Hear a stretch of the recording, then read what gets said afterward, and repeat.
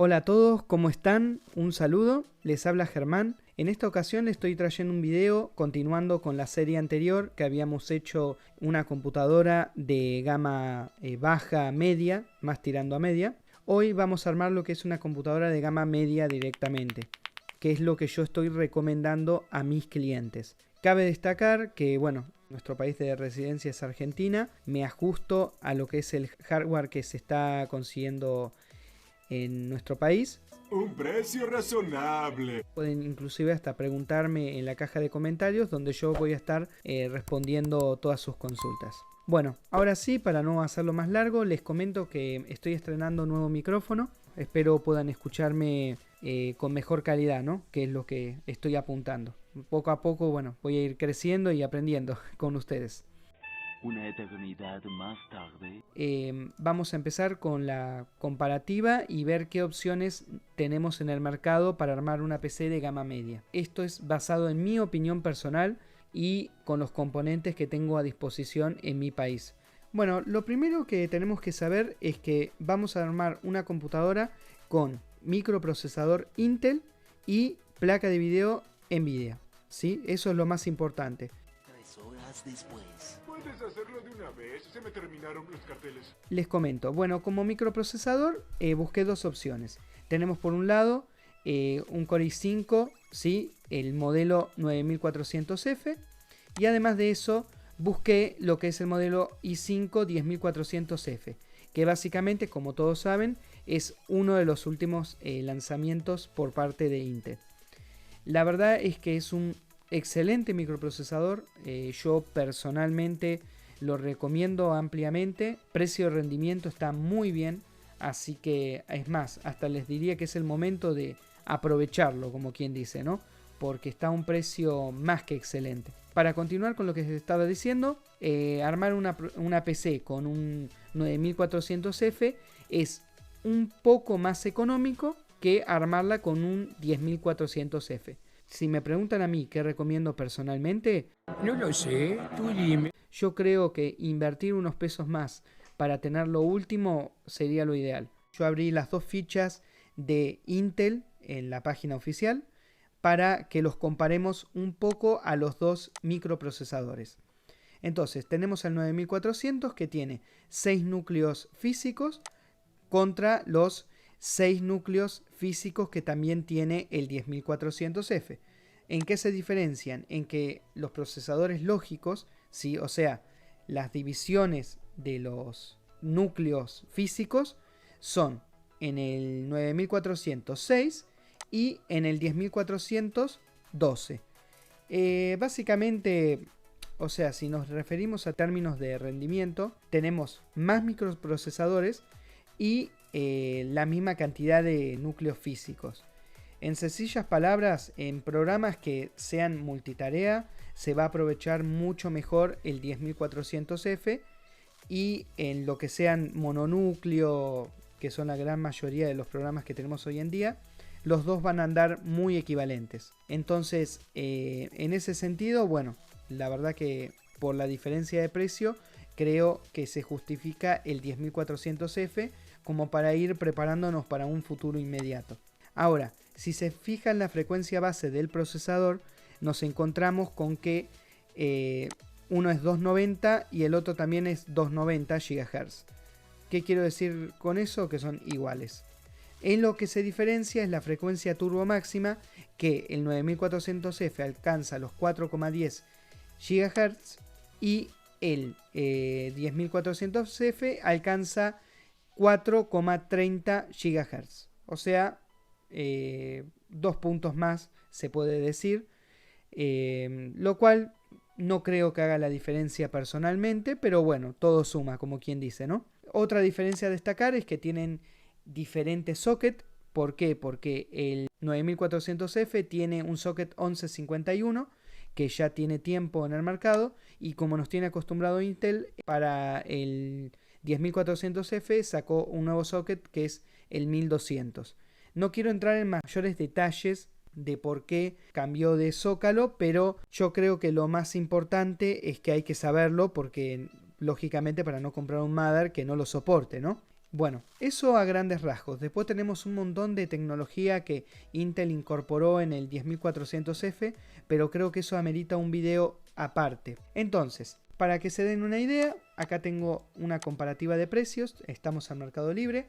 El i5 9400F se puede llegar a encontrar por 19.187 pesos. ¿Sí? Estamos hablando al día de hoy. Cuando estén viendo el video, el valor va a ser mucho mayor. ¡Qué agradable sujeto! Pero, ¿por qué lo estoy mencionando? Básicamente para que sepan cuál es la diferencia entre uno y otro, hablando de dinero, ¿no? Y fíjense que el 10400F está en 18.979. Si se dan cuenta, inclusive por el hecho, yo creo que es el lanzamiento, se puede encontrar un poco más económico el 10400F. Mi recomendación es el 10400F. Pasemos a lo que son las motherboard para estos procesadores. Por un lado tenemos el 1155, que lo tenemos que buscar de esta forma, Mother 1155, en cualquier tienda que tengamos de confianza, y vamos a ver algunas opciones entre los dos. Y para el 10400F tenemos que buscar Mother 1200, o sea, estos son los sockets, ¿sí? Las marcas, personalmente Colorful y todas esas cosas raras que hay en el mercado, yo las esquivo. Tengo mis motivos, no los voy a explicar porque no quiero hacer largo el video. En algún momento hablaré sobre ello. Yo recomiendo empezando por Asus, Gigabyte, MSI. Vamos a andar muy bien. Yo nunca he tenido mayores problemas con estas placas. Miren lo siguiente. Un Mother 1151 para el 9400F ya arranca con un MSI en 6.500 pesos, ¿sí?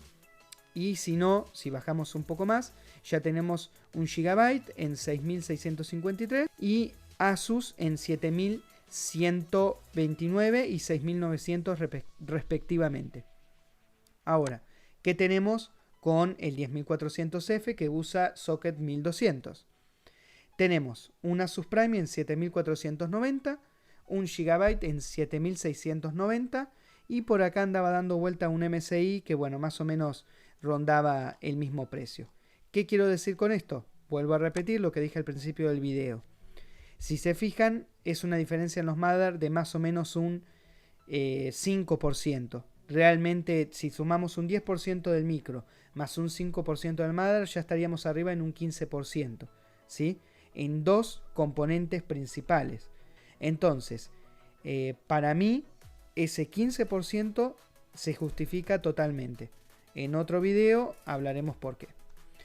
Ahora pasemos al tema de las memorias. Como hablamos en el video anterior, que mencionábamos una PC de gama de entrada tirando a media, más media, la memoria en este caso es totalmente relativo. Con una económica van a andar muy bien.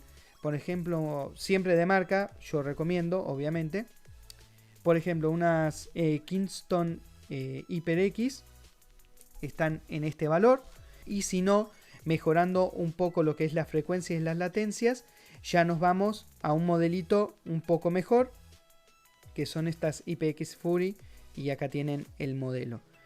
Yo pienso que con que anden en las Kingston, Adata, Corsair, Crucial, vamos a andar muy bien. Con respecto a la disipación, tranquilamente puede ser sin disipación, no hay ningún problema, pero por la diferencia de precio, yo creo que se justifica comprarla ya con un disipador por si queremos después overclockear un poco la memoria. Como ven, tenemos muchos videos para hacer. Bueno, continuemos. No voy a entrar mayor en detalle en esto, quiero hacerlo más rápido y breve posible. Pasemos al tema de los discos. Vamos a poner un SSD M2. Yo personalmente recomiendo Kingston, Corsair, Western Digital y SanDisk. Cualquiera anda muy bien. La más económica es el Green de Western Digital. Yo no he tenido mayores problemas, pero he tenido colegas que sí. Así que bueno, eso es muy relativo y puede que con el tiempo la marca mejore y deje de tenerlos. Así que es totalmente subjetivo lo que estoy diciendo. Pero sí les recomiendo que el Mother, por supuesto, tenga puerto M2, que hoy la mayoría lo traen. Con este puerto y si no, mirando las características del modelo en la página del fabricante, ya van a poder corroborar que, bueno, efectivamente soporta este tipo de discos. De 240 GB mínimo para el sistema operativo, programas y algunas cosas que vayan guardando con el tiempo, ¿sí? Y por último, no nos olvidemos de tener un disco de almacenamiento para los juegos, obviamente, o programas más pesados, que en este caso yo estoy recomendando el Seagate de 1 TB. Obviamente puede ser de más, eso es totalmente relativo. Por ejemplo, un Seagate de 2 TB sale en este valor, 5.999, y un Seagate de 1 TB, 4.487. Es una diferencia en torno aproximadamente al 10%, un poco más quizás. Yo pienso que por ahí se justifica pagar esa diferencia para tener 2 TB y olvidarnos por un buen tiempo, ¿no? Pero bueno, eso lo pueden decir ustedes, es totalmente a gusto. En cuanto a las marcas, todas andan bien, o sea, todas tienen su tasa de fallos, pero Seagate es la más económica por ahora, por lo menos en Argentina. Y en las páginas que yo frecuento, ¿no? No quita que después pongan oferta y eso cambie. Pasemos a lo que son las placas de video. Bueno, esta parte, vuelvo a repetir la palabra de hoy, es totalmente subjetiva y voy a decir por qué. Hay muchos modelos.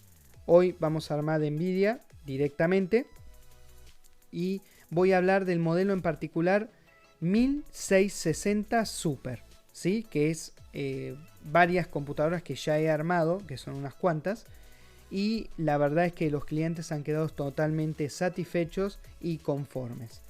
Si quieren ver alguna comparativa, en YouTube tienen un montón donde van a poder ver cómo corre, por ejemplo, el Fortnite, el LOL, el GTA V. Les voy a recomendar este modelo, 1660 Super. Está un pelín por abajo de la 2060 GTX. Si se fijan, la comparativa entre la 1660 Super y la 2060 nos vamos a encontrar que es prácticamente nula, y como la página de Nvidia lo anuncia, la tarjeta gráfica GeForce GTX 1660 Super es hasta 20% más rápida que la GTX 1660 original. ¿Qué quiero decir con eso? Que no se justifica comprar la 1660 original. Inviertan unos pesos más, ya se llevan la 1660 Super. El ensamblador elegiría los que les dé el presupuesto. He tenido de todo: Asus, Zotac, MSI, Gigabyte. Todos andan bien hoy por hoy. Mientras no sean marcas desconocidas o de poco renombre, no van a tener ningún tipo de problema. Es una excelente combinación con el 10400F o en su defecto el 9400F, ¿sí? Ahora, pasemos a lo que es el tema de la fuente. ¿Por qué? Porque para tirar este micro con esta placa de video necesitamos una fuente con watts reales. Aparte, para cuidar los componentes, ¿no? Porque las otras pueden tener pico de tensión que con el tiempo terminen dañándolos. Ahora, ¿qué fuente recomiendo?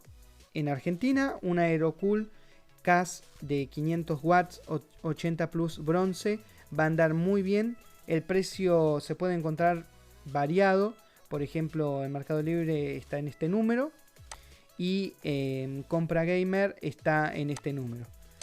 Entonces es totalmente relativo. Si quieren tener fuente para un futuro cambio de placa de video en un tiempo más, o sea que ustedes estén pensando en actualizar la PC en algún momento, les recomiendo las de 600 watts y ya con eso están sobrados. Cualquiera de estas andan muy bien. Después también tienen otra marca que son las Deepcool, se las recomiendo también. Eso es todo lo relacionado a fuentes de alimentación. Y por último, bueno, el tema del gabinete, como ya les recomendé en el otro video, eso es totalmente subjetivo hacia la apreciación de la persona, así que se los dejo a gusto de ustedes y a su presupuesto.